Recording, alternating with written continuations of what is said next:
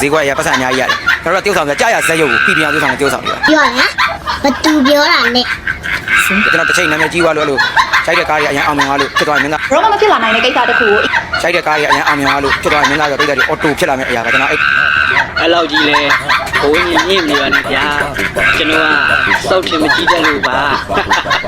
အဖေဖြစ်စေခြင်းနဲ့တရုပ်ဆောင်တယောက်ကျွန်တော်ဖြစ်နေပါပြီလို့ ခင်ဗျားကဘာလို့ပြောလဲခင်ဗျားကဘာလို့ပြောလဲ ဒီတက်လည်းနာမည်ကြီးအောင်ဒီကမှဆိုအကယ်ဒမီတွေလည်းအများကြီးအောင်ထပ်ပြီးစူးစမ်းသွားပါဦးမယ် လူတိုင်းဟာလောဘဒေါသမောဟဆိုတာရှိကြတယ်ပေါ့နော်အဲ့တော့လောဘဆိုတာဟာရိုးရိုးလေးပြောရင်လူချင်းဖို့ပဲလူချင်းတတ်မယ်ဖို့ဒါပေမဲ့တော့ဘဝမှာကိုလူချင်းတာအားလုံးမရနိုင်ဘူး ပရိသတ်တွေကတော့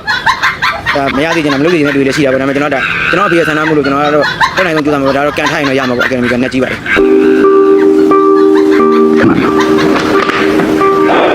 Adesso mi manda